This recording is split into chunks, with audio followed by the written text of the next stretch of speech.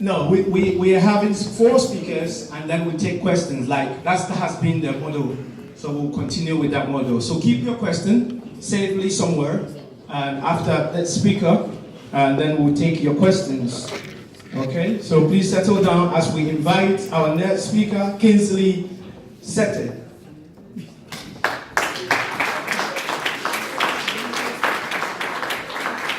Kingsley Shetty, please. Thank you very much. So I'll be looking at Pan-Africanism as the panacea to conflict-ridden Africa, and I'll be focusing on the case of the two Cameroons. Sorry, there's a bit of a change on the program. So if you have the time on the program with you, it reads like break is at 3:30. Break is actually at 3:50. So please be aware. Thank you. You can continue now. And I start by introducing myself. I'm Kingsley Shetty. I'm from Cameroon. I say without an S because it is currently one country.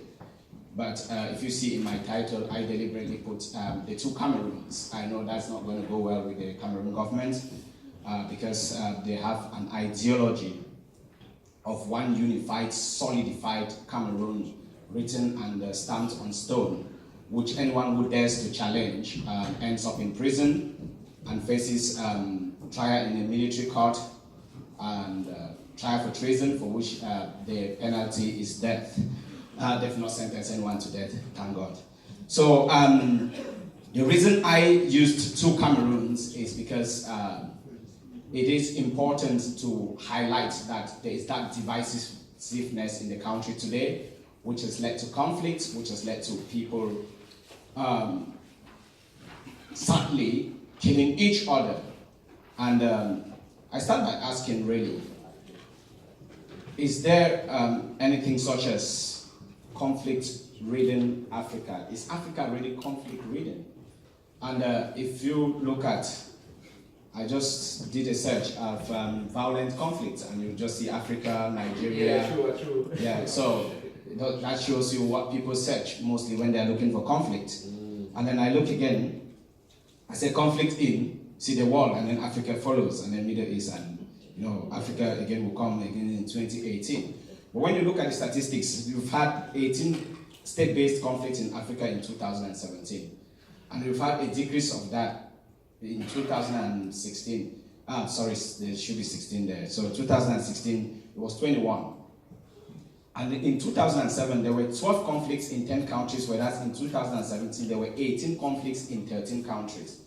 I highlighted that to just show, because of the issue that we often have, where people talk of Africa as one country.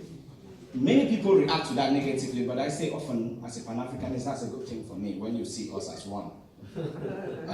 I don't always react negatively to it. And this shows when people talk about conflict in Africa.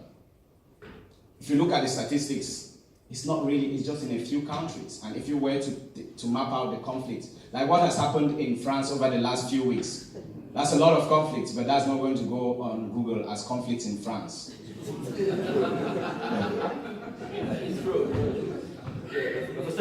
So the question then is, why is it then an African problem? And that is why you see I am looking at the solution holistically from a Pan-African perspective. And the reason is that Pan-Africanism, rather than trying to be parochial, is actually inclusive. It's actually something that looks at things broadly. The word pan itself says it all, where my problem becomes your problem. And so maybe they are unconsciously promoting Pan-Africanism by saying Cameroon's problem is an African problem, Nigeria's problem is an African problem, Algeria's problem is an African problem.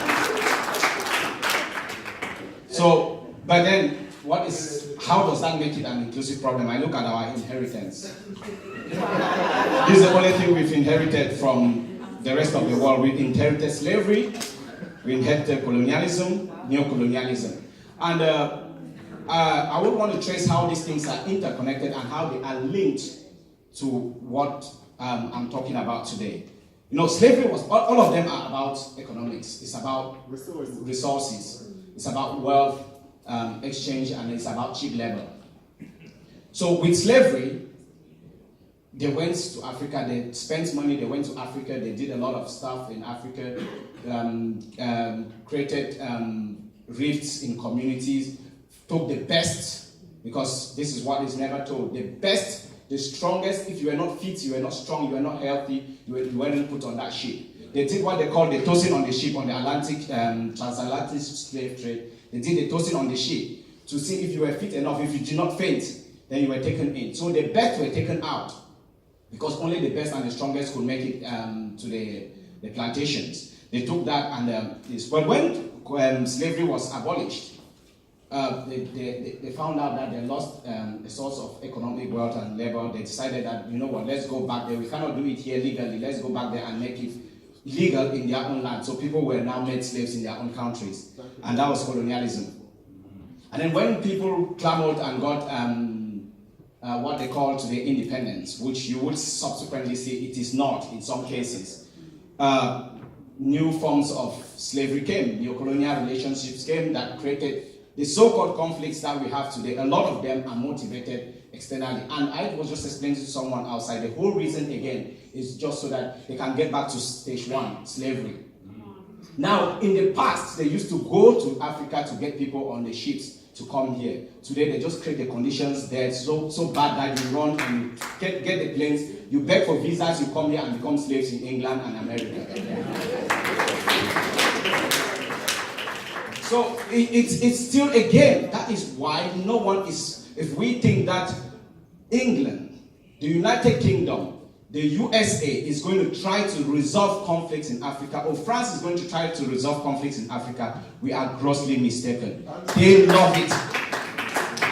The whole talk about immigration, I'm happy the last speakers talked about the Windrush. It just exposes, you know, when they needed to build this country, they went in 1948, made one scrappy nonsense called the 1948 Nationality Act, got our best people to come over here, and they came and became slaves in the UK. People from the Windrush generation don't tell you the stories. I've been talking to a lot of them, and they tell you, they came at a time when there were signs everywhere, no blacks, no dogs, no Irish. So these people never integrated, even though they had nationality, and that is why we have a problem today where they've been used, the Jews have been taken out of them, and they are being sent back to Jamaica.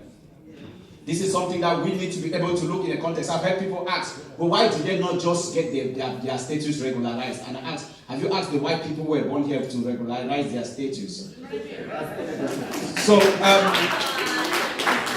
and all this creates a conflict in the African conscience, which Nkrumah says that it can best be resolved in what he calls conscientism, which he says is the map in intellectual terms of the disposition of forces, which will enable African society to digest the Western and Islamic and Euro-Christian elements in Africa and develop them in such a way that they fit into the African personality. The African personality itself defined by the cluster of humanist principles which underline the traditional African society. I love conscientism because Nkrumah traces it in his book, they published in 1964, Conscientism, Philosophy and Ideology for Decolonization and the African Revolution. You know, when he talks there, you see that this is someone who understands that there is a conflict in Africa, the African conscience, and there's a question of identity, which is what the last speakers were trying to articulate. There is that question of identity, who is actually the African? And who is actually, when you talk about, if you don't know who the African is, then you don't know what Pan-Africanism is. And if the African is anyone who fits into all these paradigms. So that is why the concept of Pan-Africanism is not limited to that map that you saw at the start. That's why it's not limited to this. It spreads, it goes to the Caribbean, it goes to everywhere where slavery